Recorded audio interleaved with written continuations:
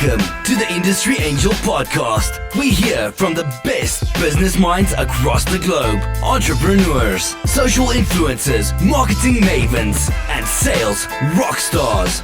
We've got them all. Here comes your weekly dose of inspiration with your host, Ian Farah.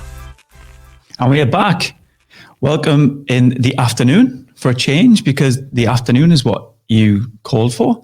We did a poll last week. We did a poll on LinkedIn and the results were 60-40. So 60% of you wanted this in the afternoon and 40% wanted it in the morning.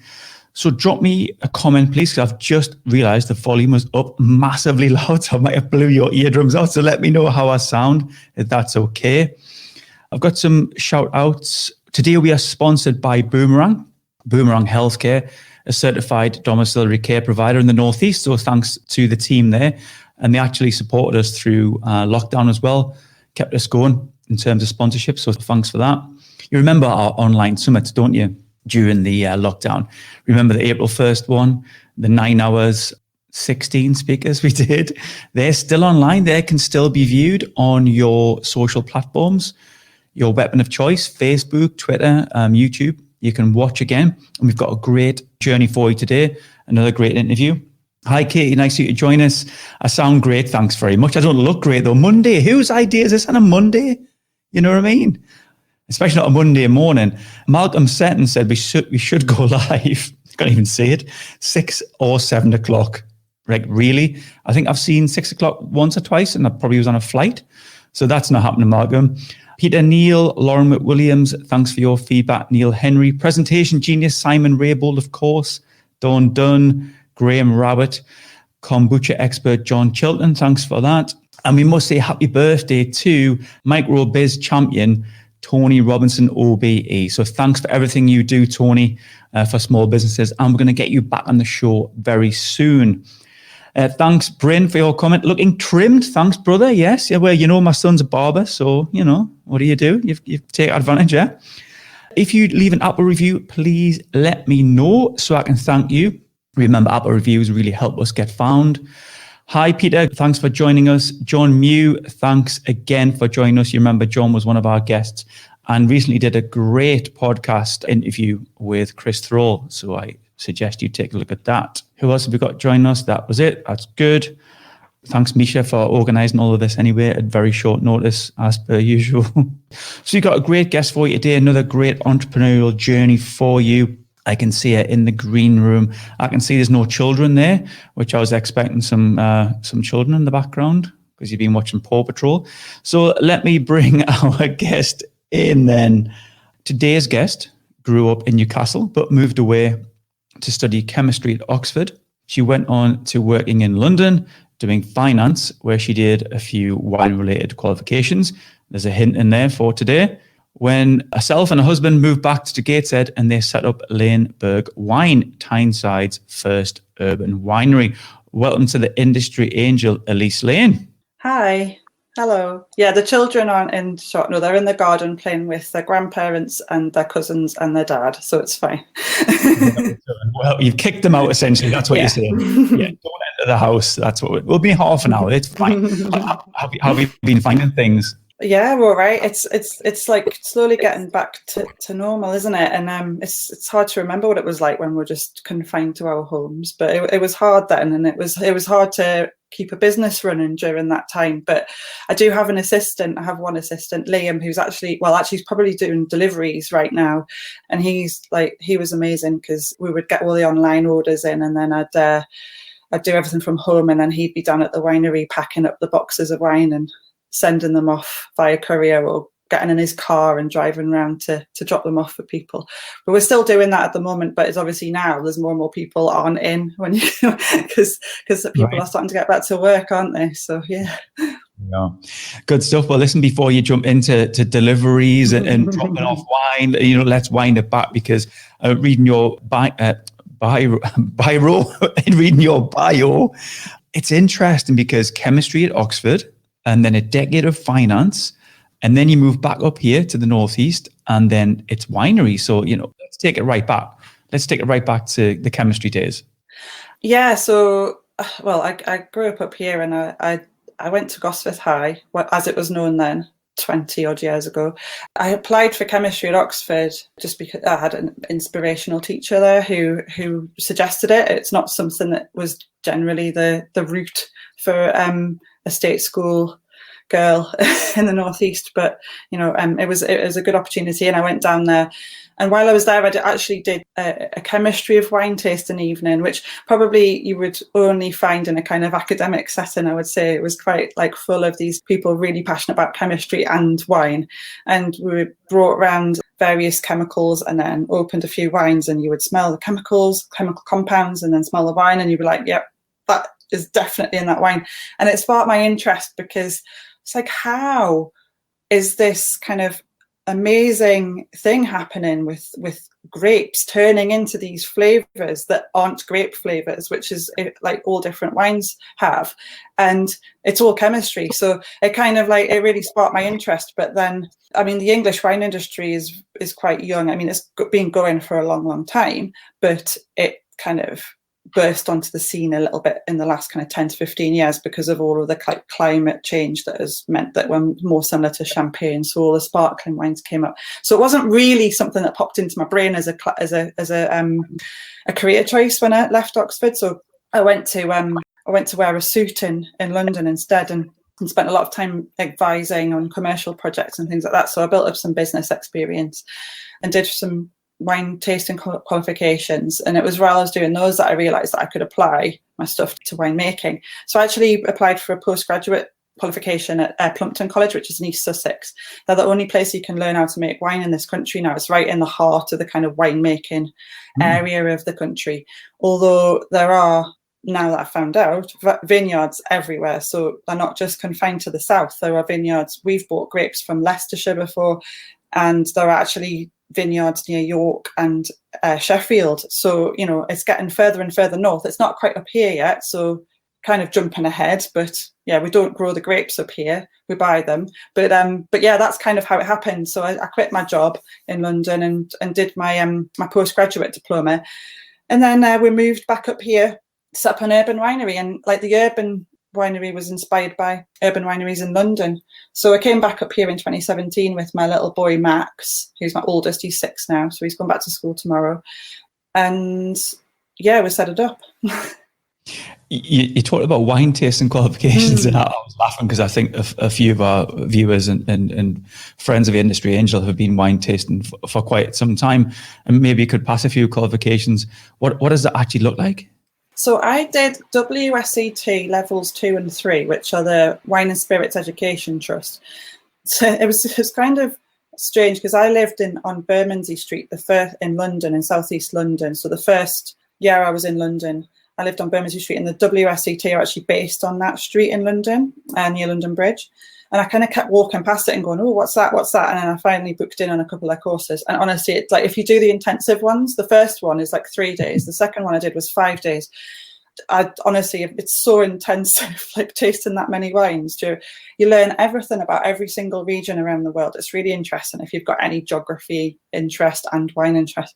But I have to say, even for me, as passionate about wine as I am, it was like quite a lot to get through in terms of wine. But you get through it, and then you do some exams at the end of the week, and then you get given these kind of wine tasting qualifications. And I think it's like the leading education place for doing kind of wine tasting things. But I knew at the time that it wasn't what I wanted to do. So I think most people would go on to do either like become a sommelier, or maybe people who work in a very fancy restaurant would send their staff to do that course so that they know a lot when they're actually serving their customers and things. I knew that I didn't want to buy and sell wine, although I do obviously now, but I didn't want to buy and sell other people's wine. What I really wanted to do was make it. So yeah. A sommelier? Sommelier. So the guy or lady who will match your wine to your food at the restaurant, but they're so knowledgeable, know everything there is to know about. Almost as knowledgeable as my friend here, who apparently used to live just off Tooley Street. Yes. Yeah. So Tooley Street. Yeah. So my office was on Tooley Street, and I lived around the corner on Bermondsey Street. Yeah. So, you see all these wine tasting things and the sloshing it around the mouths and the smelling it and the getting the length and the bouquet and the spit in the bucket. Is that what it's like? Yeah, it was when I was doing that. Yeah. And I think that's got its place, but I think it wasn't my thing. And that's kind of what, when I set up Laneberg Wine, it was some of what I wanted to take away from wine tasting. So what I suppose I can bring is, when we talk about our wines in particular, is how they were made. So it takes away a bit of that mystique, but also I just want to take away that kind of, that feeling that it's a special club you have to be in to know about wine. Because I think everybody's taste buds are different. Everybody's kind of experience in life's different. And wines can be different from day to day as well. And I think like being told what a wine should taste like isn't the way we want to do it. We want to like let people discover it for themselves. If they like it or they don't like it, I'd like them to say. But also, if I'm not going to tell them that, you know, this wine tastes of apricots, because if they taste peaches, then that's fine. Or if they even taste like apples or something different, then it's absolutely fine. One thing I discovered with one of our first wines was that I had like quite a lot of experts kind of taste them, and their tasting notes were, you know, similar, but not exactly the same. They would pick up different things. And I think sometimes it can be quite off-putting for somebody who hasn't studied a wine qualification or doesn't know a lot about it to even like approach the idea of a wine tasting, because in case they're like called upon to say what it tastes like, or in case they're made to seem like they don't know what they're talking about or they're silly. And I think actually, you know, wine it's a lovely drink that can be enjoyed responsibly, and it should just be about what you want to do, whether you enjoy it or what you think about it. If you want to get involved with trying to pick out what it tastes like, then that's fine. But if you don't, then that's also fine, I think. So you've jumped into Laneberg there, Elise. I did. You've been in London. You've done the finance.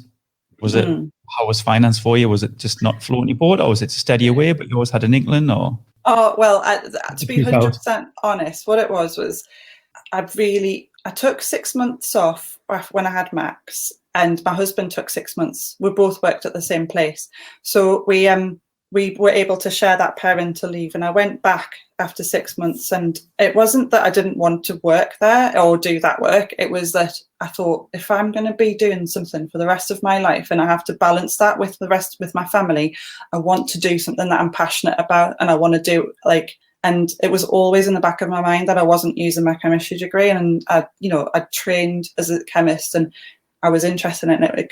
It was my kind of what made my brain tick, was that kind of problem solving and stuff. And I think that's what it was. And then just thinking about it, I was like, yeah, the winemaking is going to be absolutely what I want to do. So it wasn't anything bad about the job that I had before. It was more that it just wasn't what I wanted to do for the rest of my life. But it was everybody under the bus. You were a good girl. They're probably still connected to you on LinkedIn, so you know. Oh, I don't mind. It's fine. Well, that's good, and it's interesting. We've had a lot of people on the show who have followed their passion, and we've got a comment there from our Bryn. Bryn followed his passion after his police career to his company, which is all about gin. And actually, Bryn's been on the show before, and it's interesting what he says there is that people can taste something different at different times of the day. Mm-hmm. I think it all depends on what you've eaten before, or just how you're feeling. Like if you've been slightly blocked up or like your nose, and like you'll taste something different than somebody else, and it even might be something mild, and it will affect your taste buds. If you've been drinking coffee all day, it'll obviously affect them, that kind of thing. So yeah. So we've gone from London then, we've got to Gateshead. You and your hubby decided this is what we're going to do. How does that start, Elise, from ground zero then?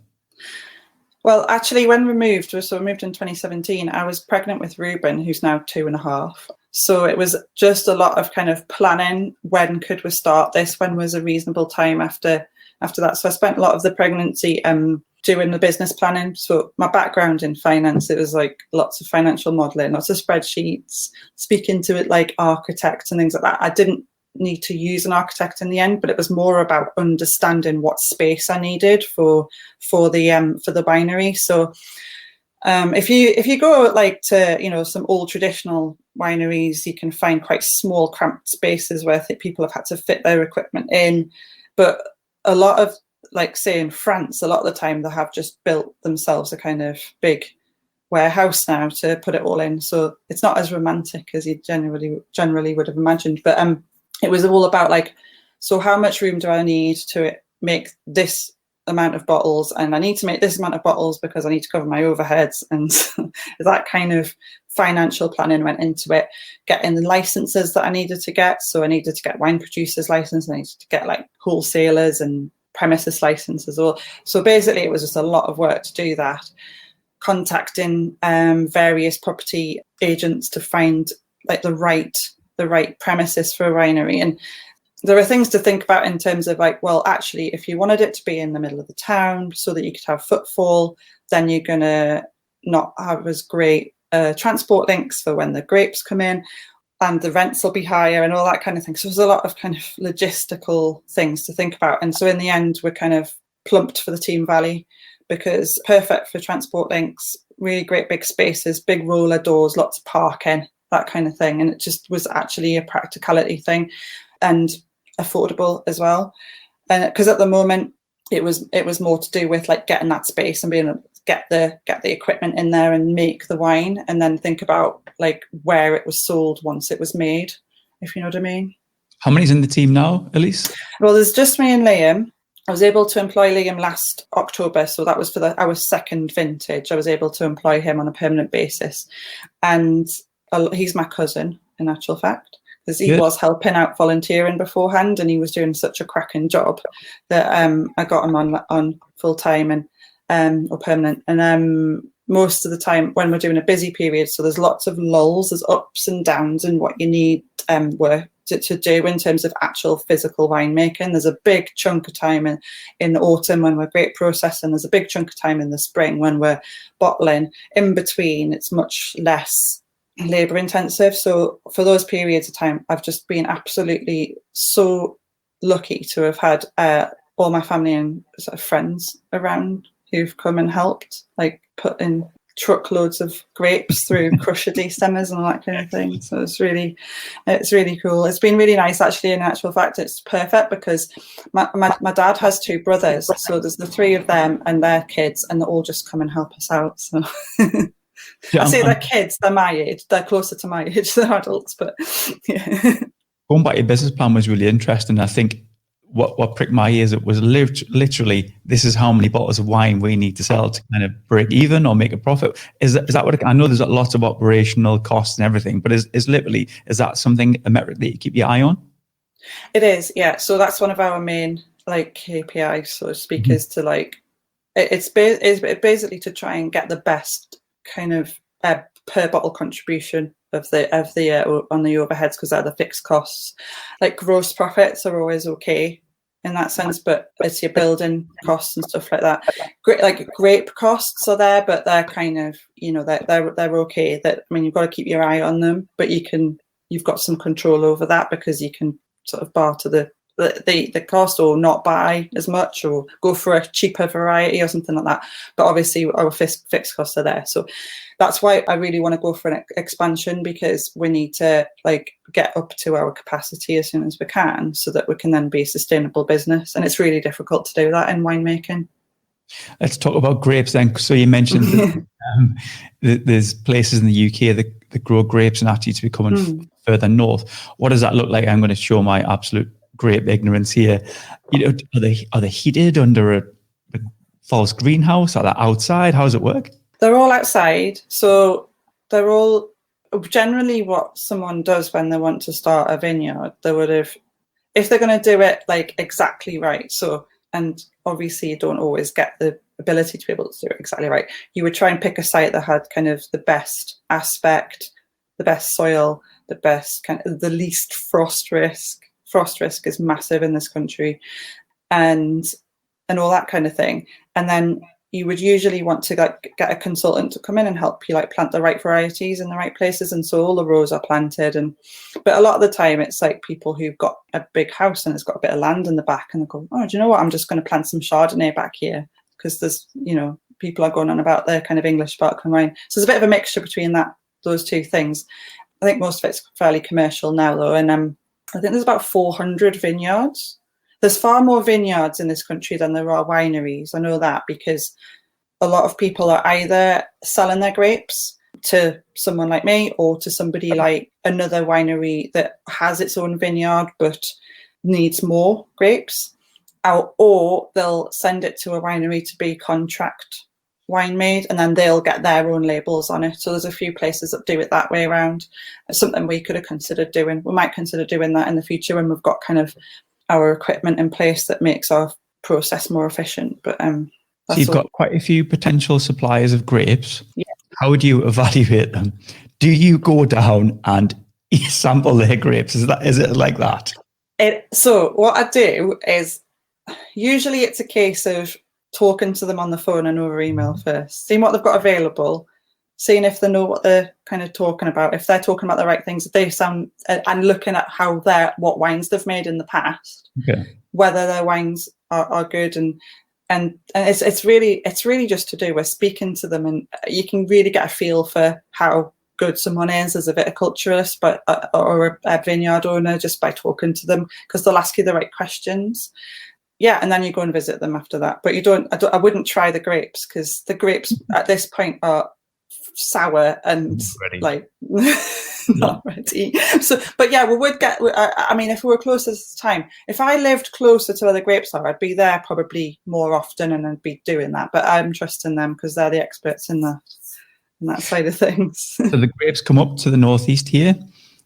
What's the time scales then from receiving them to getting them processed? Is it like all hands to the pump to get them in quick before they kind of go off? Or? Yeah, exactly. Yeah. So basically it'll be picked one day. We'll put them on, we use a pallet network actually. So we'll put them in like 330 kilogram pallet boxes, which doesn't squash them too much, because picking time is the end of September to the end of October. It's quite cool. So usually they'll pick that up at like 5 o'clock. It'll get on the back of the lorry up here. It'll be cool. It doesn't need a refrigerator truck or anything like that. It'll stay nice and cold. And then they'll get off the lorry at first thing in the morning at the winery down the Team Valley, and we'll get them processed straight away. So really quickly. It always seems to be slightly on the manic side, but we make sure we get plenty of people. Yeah. It's good fun though. It is good fun. I can imagine. What's the environment like? At least is it very much like is it like a lab kind of environment, or are you all suited and stuff, or is it much more like brewery kind of stuff? I don't know. It's more like brewery. I would say, like, imagine a really clean factory. Okay. So it's like so we have got a lab area which is clean and for lab work, but then we've got the winery has to be clean. It's not a sterile environment, because most things will be killed by the alcohol, and we use certain agents to kind of kill anything that would get into the wine that might spoil it. We all wear our overalls, but it's not necessary to protect the person's clothes, because I get that a lot. It's like, oh, it's fine, I'll just wear old clothes. And I'm like, no, your overalls are there to protect the environment from you, as opposed to you from the environment. So there's that kind of thing, and we make sure. But the grape processing part is we're crushing grapes. We've got waste materials such as the stems and stuff going off.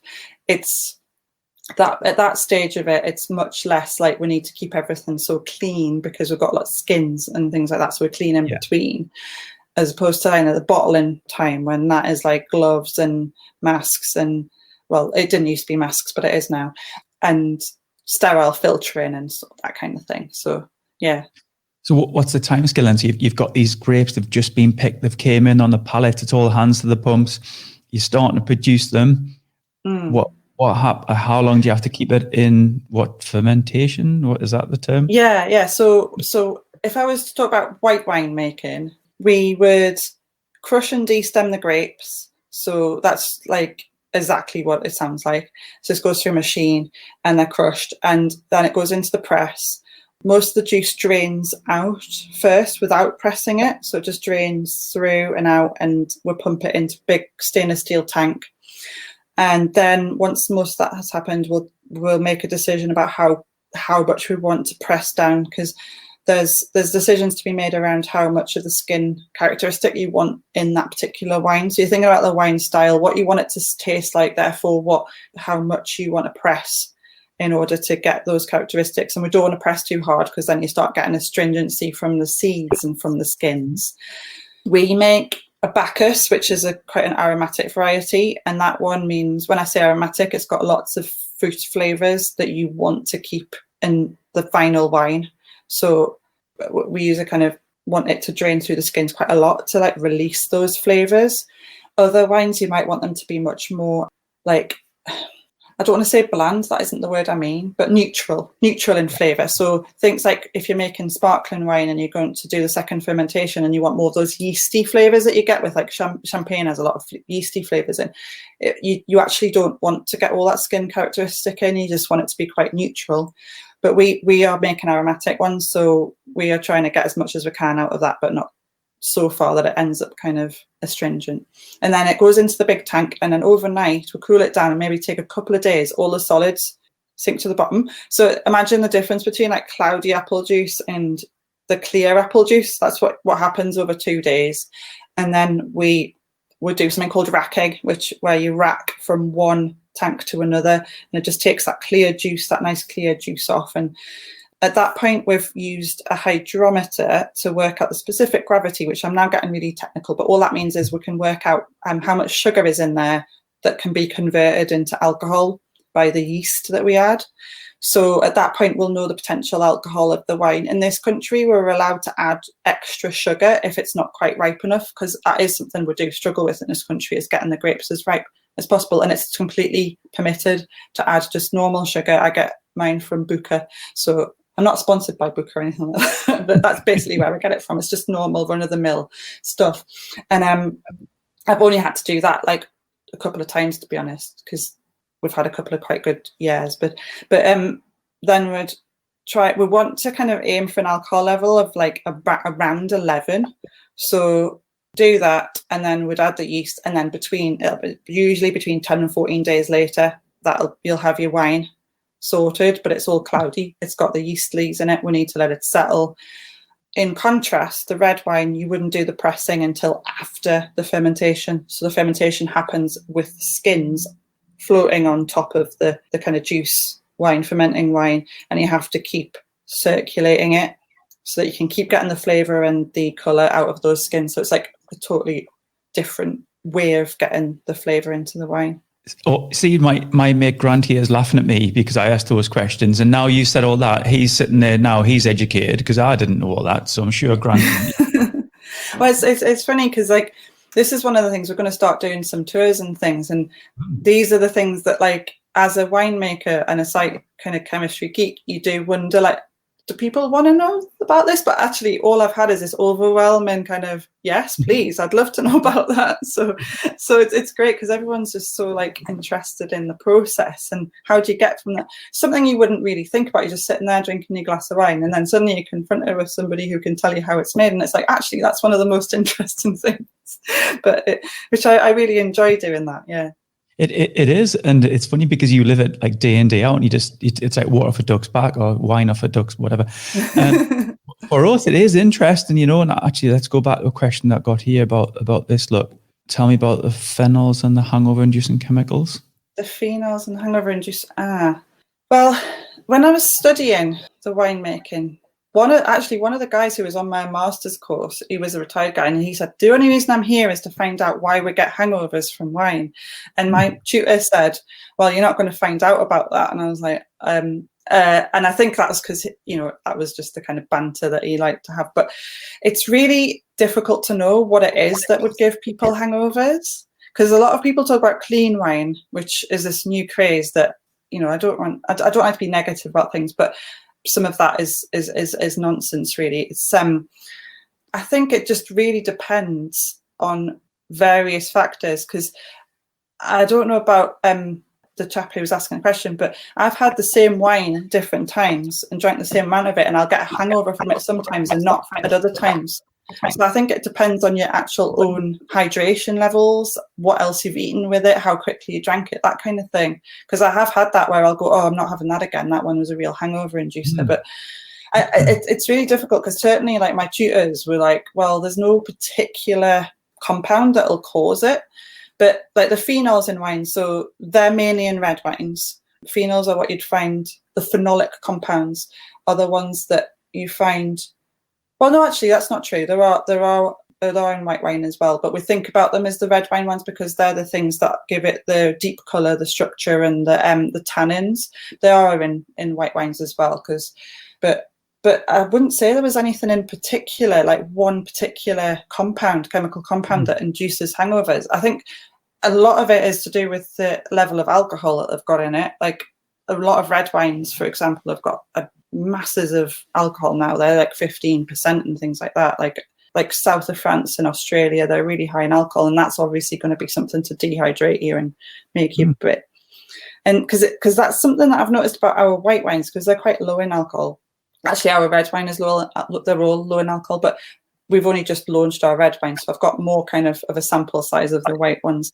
I must say that I've had hangovers far less from our wines than other wines, and I'm not just saying that as a like kind of promote ours. It's nothing to do with that. It's just more that the alcohols are lower, but also we don't try and intervene too much during the winemaking period, so we don't add a lot of things. We do add sulfites to preserve it, but they're really low, the levels of them. They're not high levels. They're well below the permitted levels that by the Food Standards Agency and that kind of thing. So I think I've probably gone around the houses to not even answer that question. So I'm sorry. I've got one. You've said this a couple of times, and again, this is a real stupid question, but I love stupid questions. I do them really well. You've mentioned vintage. Oh yeah. How is it vintage when it's just quite a recent wine? What does vintage mean in wine terms? All vintage means is the year it was made. So that's all. So in champagne, quite often you'll get non-vintage. So it says non-vintage. And actually, like most of the common champagnes are non-vintage. And that's because they're permitted to blend wines from different years in order to standardise the flavour of it. So the likes of, Laurent Perrier or Moet or people like that, they've got their own house style. And therefore, they've got like 3 years of 3 different vintages of wine that they'll put into their non-vintage to make it taste the same all the time. When we talk about vintages in other wines, so if I stick with champagne because it's easier, vintage champagne is because the year was so good that they made it in that year. It's the same as kind of in Rioja when they've got Reserva and Grand Reserva. They won't always make the Reserva and the Grand Reservas. Those name tags are to do with how long you've aged it. But the decision's made that, this is going to be a Grand Reserva vintage because it was so good. So there is a lot of things that kind of sit with the term vintage that make it sound like it must be better than something else. But all it means is the year that the grapes were picked and the wine was made. And you'd say, 2010 was a great Bordeaux vintage. I mean, that's it. And then but I think people do use it as like vintage Bordeaux because they're thinking about something old. But it's it's kind of used in both ways. So when you brew wine, what do you do? Ferment. Ferment wine. Ferment, yeah. Not laughing, right? So when you ferment wine, it's literally in and out. So you haven't got this Grand Reserva kind of thing where you kind of it's sitting in barrels and it's done and it's bottled and it's out. Yeah. Well, because with our white wines, the style of them, like New Zealand Sauvignon Blanc, you'll generally see it was made within a year of you drinking it most of the time. It's to do with the style of the wine. It'll be similar in the likes of Sancerre and Pouilly-Fumeur, who make Sauvignon Blanc in France. The style of that wine is, as I kind of said before, it's like that aromatic style that has the grape flavour is up there, which is only going to fade over time. So it'll probably be at its best kind of 6 months to a year, even 2 years and 3 years, it'll still be fine, but it's not getting better with age. Whereas those red wines, because of the way that they've been made, the way that the grapes grow, how they kind of need to age in either the oak or in the bottle once you've bottled it, because they need to smooth down. We need to get those. So the tannins usually are quite short chain, and they need to do what's something called polymerization, which has just become longer chain tannins, which makes them smooth. So you might have the same wine 3 years apart, a red wine, and what's happened is it's just got really smooth because that's happened. Like those molecules have become longer. So so our white wines, make them, get them out, because that's the style. The red wine we've made, that one, we've experimented with how long it needed to be in the oak for. We left it in oak barrels. This were used oak barrels, so old oak barrels, but for 4 months. And it means it doesn't have like a punchy kind of vanilla cedar kind of big oak flavour, but it does have something that's kind of integrated in with the fruit that's not, it's called a secondary flavour. So a primary flavour would be the fruit, so a secondary flavour from the oak. And you can taste it's like a smokiness in our red wine. It's not like a big bold, the first thing you taste is the oak, which often you would in, say, well, even Rioja, because they obviously oak age there in new oak often. So yeah. And that secondary flavour, can you get that flavour from what was ever in the oak barrel before your wine? It's no, because usually you would have like cleaned them and get them clean, nice and clean. What you're trying to do with the oak is you get some of the oak flavour, but the other thing it does is it lets a very slow ingress of oxygen into the wine. And oxygen's usually like certainly with the white wines, the aromatic white wines, it's not a friend. So we try and keep it away because the oxygen will react with those flavour molecules and it'll change them to be something you don't want. So it'll either come out kind of much more like pear drops or paint thinner or vinegar even. That's what the oxygen will do. But if you put it in an oak barrel, it will allow it to like slowly get in there. And that's what helps with those reactions in the wine to kind of soften them, lower the acids down a bit and kind of make all the flavours more integrated. You see this, look, people are keen for tours. Our Peter there. So we actually, because we did one before lockdown, it was our test one, and then the lockdown happened, so obviously we're closed for that. And we've got one planned for the 19th of September, and AAA Food Tours are helping us run it, so that like it kind of it's going to have like food and things like that, but also we can work collaboratively to try and make sure it's a safe environment and things like that, because we don't have a separate room. We've only got the winery. We're going to have to think through like that kind of thing. So we're doing one of them on the 19th of September, and then we'll shut down and we'll do all our grape processing. We'll have 6 weeks or maybe longer where we'll be grape processing and then fermenting the wine, be in tank. And then after that, we'll hopefully open back up again and do some tours on the run up to Christmas. So I think it's going to be a busy time. And you're going to do an industry angel tour just for us. Yeah. I've allowed you to flex your chemistry muscles there.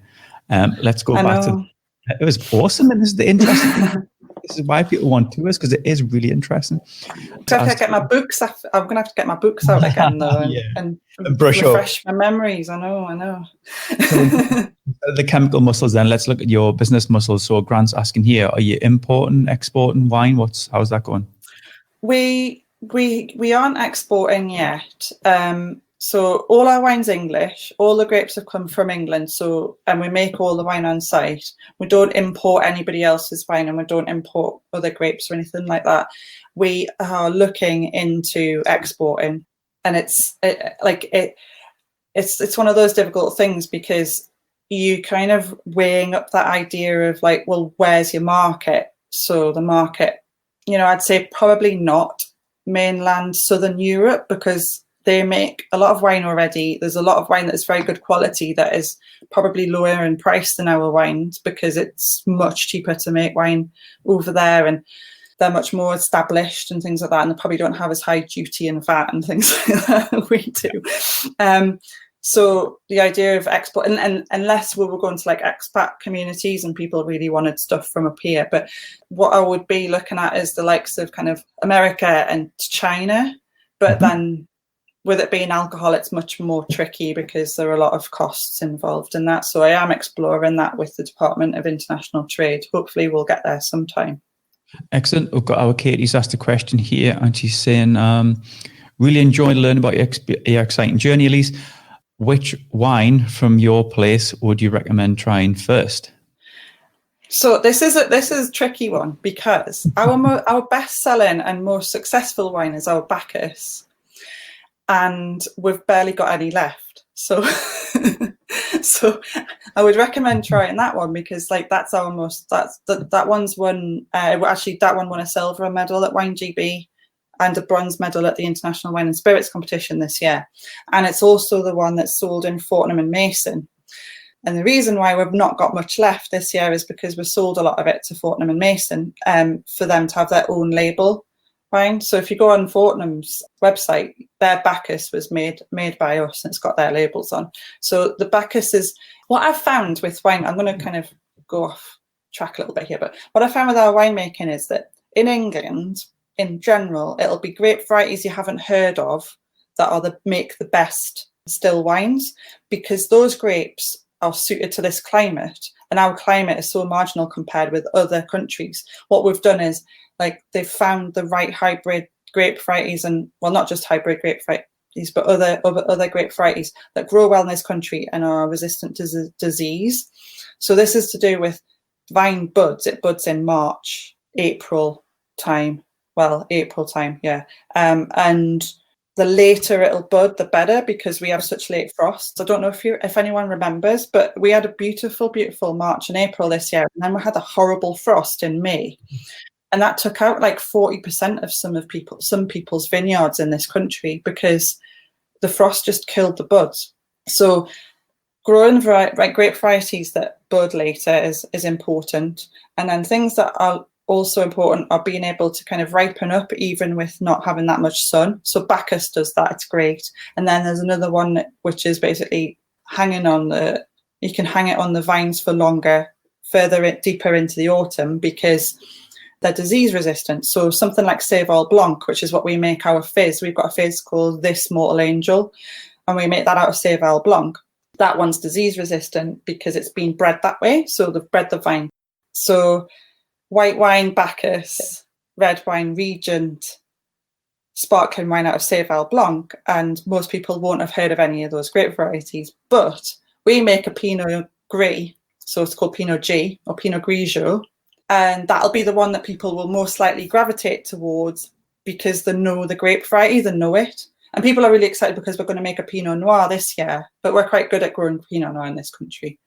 But the Pinot Gris, I made that in 2018 when it was a great growing season. But usually you'd put that in sparkling wine, because in sparkling wine you want to use like less ripe grapes. It's so difficult because one of the aspects of grape ripening isn't just the sugar levels coming up, it's the acid coming down. So we have to find the perfect moment to pick them.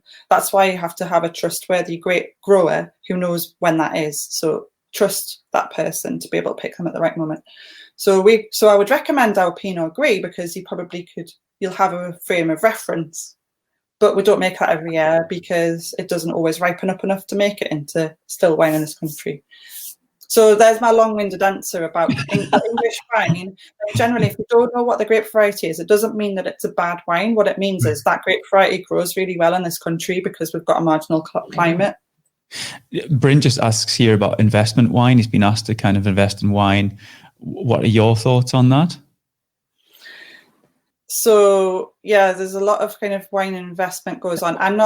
I think that it's a shame to make wine into a commodity in that way. But it can reap benefits. But I think what happens is, it means you get quite inflated prices of certain wines. So the likes of, we've done this before. You can buy en premier Bordeaux wines when it's been a really good vintage, using that word again. They come up and someone will taste this really young wine and then decide that, that's going to be worth a fortune in the future. And so you go in and you'd buy it, like buying shares as opposed to something you want to look forward to drinking. I think it's fine, but you never see the product. So it's just a bit like buying property in that sense, and never living in it, like property that you would only ever rent out. It's the same as that. It's not something, it's a completely different thing than buying wine to drink. And I don't think I would do it, because I just find it distorts the market slightly, because it makes those wines so much more expensive. And then it does kind of make this two-tier system of wines, in that you've got these ones that you're literally never going to be able to buy because you just can't or drink, sorry. You could buy them for investment because you're going to sell them on, but you're never going to drink them because you're drinking your investment. So, yeah, I don't know. I've got some really old whiskies, and I've got some, vintage champagnes, and they might as well be filled with water, the bottles, because I haven't drunk them. It's just criminal. I'm going to go home and drink them. I know I've got a bottle of Sauterne, so dessert wine that when I left my job in London, my team bought for me, and it was a full bottle. So you usually get like dessert wines in half bottles, and it was a 750ml bottle. And we moved away, and it's still in the fridge because I'm like, well, when am I going to drink a full bottle? Oh, well, I should just have a dessert wine party, shouldn't I? But yeah, I think, and I'm like, well, is that still going to be okay? Because now it's 2005 it was made, I think, so it's quite old. But hopefully it'll be fine. But one thing that I have done in the past, actually, which is interesting, is bought on Premier dessert wines for a christening. So as a christening present, because you'd get them and then you give them the bottles to the person because they were born in that year that wine was made, and they can have it when they're 18 or whatever. They might not even like dessert wine, but I always found that to be quite a nice thing because you could give them a couple of bottles and the rest you might be able to sell on for a bit of money. Nice touch. Well, listen, before we go, it would be remiss if we didn't start to talk about your Kickstarter, your crowdfunder, whatever you're going through, because you're looking for investment, aren't you? Looking to get some money together. I know we had a chat this morning. You've got a few different angles where you've got money to come into the business. What are you looking for, Elise? Tell us all about that. So I started a crowdfunder on crowdfunder.co.uk. It's because we are wanting to expand. So that very thing I was talking about earlier, which was the idea of covering your overheads. We want to expand. We want to make more bottles, but because that means buying more grapes up front, we don't have the cash flow for that. So it's a very difficult kind of situation to be in. You have to buy more tanks and buy more grapes to make yourself bigger in order to then sell the bottles next year or the year after. So it's just a bit of a working capital conundrum like you have with a winery. We looked at investment and things like that, and because of the kind of lockdown and things have just been so busy, and we decided that the best route to go down was to try to do a reward-based crowdfunder, because we've got a product, we've got things we can give as rewards. It's quite exciting stuff. There's winery tours on there, there's discounts for life, there's T-shirts and wine special edition labels and that kind of thing that we can do with a crowdfunder. So we decided just to kind of do that so we can get our extra cash in to buy the extra grapes for this coming harvest, which is in about a month's time. So we've only got one day left though, so it's finishing tomorrow morning at 9:00. We've done pretty well. It's a keep what you raise one, basically, because we are a running business. We're going, like, whatever money we do raise we'll be able to use, and we'll still be able to expand. So we had a target, and yeah, we'd love to get to that, but yeah, I feel like I'm not selling it very well. I'm going to do it for you, because I love what you're doing, and I'm really excited about it. We've got it in the region here. So if people jump onto that URL there, Laneberg Wine, and there's a link down to your crowdfunder in there. Right. Tell me about some of the rewards and what could some of our viewers, our listeners. So the smallest amount reward is £20, and that gets you 5% off for life, and your name on a plaque on a tank, and then it goes up 50, 100, 500 and upwards. But you can give like any amount in between, and the rewards kind of just stack up like that. So £50 you'd get wine and a winery tour for 2 people included. 100 you'd get a limited edition label on top of all those other things. Awesome. £500 we're going to do a special barrel, either a special barrel for red, and where you'll get bottles of that special barrel, one specific donor barrel will have a special label on, and we'll do a similar thing with white. Obviously, well, not obviously, but we don't oak age our white, so we'll take that from the tank. But yeah, and it goes up like that. And if anybody like is feeling really flush and has, I think it's 2,500, you get to be a winery hand for the day during our grape processing time. So yeah. Hold on. They pay you to work. Yeah, I know. Fantastic. I love that. What a great business model. I love that. it's a great experience though, and you wouldn't really have any much responsibility other than just like, you know, getting involved in the great in the great day. So fantastic. I'm really excited for this journey, and it's only in its infancy, but you seem to have moved really quickly and accomplished quite a lot already. And you know, you brushed over that. Oh, just Fortnum and Mason are selling our wine really easily. And I had a load of questions in there. How does that actually happen? How do you get that? And go on, quickly answer before you go. How does that happen? Where did that contract come from? Fortnum and Mason, the wine buying team down there, they had heard from us probably because we put some wines into kind of a few wine tastings down in London last year, just to kind of get known within the kind of industry. They decided to pick 40 different wines across a few different wineries in the whole of England, and then narrowed it down, and decided to pick between us, our Bacchus, our 2019 Bacchus. I even had to send them a sample out of the tank, so it wasn't even finished wine. So we just put some in a bottle and sent it to them. And it was us versus, I don't know who, but a well-established English winery who would have been very easy for them to go with because, you know, much easier for them in terms of logistics and that kind of thing. And they went with us because they really loved our wine, and a lot of it was to do with loving the story as well. So yeah, it was incredible. I was like, "What? How is this happening? A second vintage, and this is going on." But yeah, it's where we wanted to be. So I'm delighted. It wasn't beyond my ambition, but it was definitely happened a lot quicker than I imagined. It's totally exciting. You got some great comments here. Everyone's thoroughly enjoyed this one. I have as well. Thank you. I know we've organised this one really quickly because we found out it was your Kickstarter tomorrow. So we're like, right, okay, let's get her on Monday and let's see what we can do. So I suggest everybody jumps on to Laneberg Wine and support this local business, which is fantastic. And they've even named a wine after us, this Mortal Angel. Yes. Yeah, I see what I did there. So Elise, thanks so much. It's been absolutely marvellous to have you on. Are you on social media? Can we follow the company anywhere? Yes, we're on Facebook, Instagram, at Laneberg Wine, and I'm on Twitter and LinkedIn. So Elise Lane on LinkedIn, and I think my Twitter is at Laneberg Wine as well, actually. But yeah. Yep, great stuff. Well, you might have some messages later on tonight. And again, look at all this. Great interviews. I've learned a lot about wine. I have as well. Suki, I've learned a lot about wine. We'll be jumping on for a tour very soon. Brilliant. Thank you. Okay, Elise, thank you so much. Best luck with everything, and keep in touch, and we might have you back on in a year or two time. See what's happened. Definitely. Yeah, thank you. Thanks. Cheers, Elise. Bye now. Bye. There you go. Another fantastic, interesting journey from a local company, which is brilliant. I love to have our local friends on. Share this if you've enjoyed it. As I say, we've quickly threw this together because the crowdfunder is tomorrow. So I wanted to try and get this out today quickly. So you probably haven't had a heads up, an email or social media or an event created. We just threw it out quick because that's what we do. We're super agile. So well done, Misha, for organizing all of that. If you've enjoyed it, as I say, please share it out. If you're going to leave a review, let me know so I can help you get a shout out to you. And looking forward to the next live broadcast. We're not sure what's in the pipeline just yet. We've got a lot of things going on. We're coming up to the 200th episode, would you believe?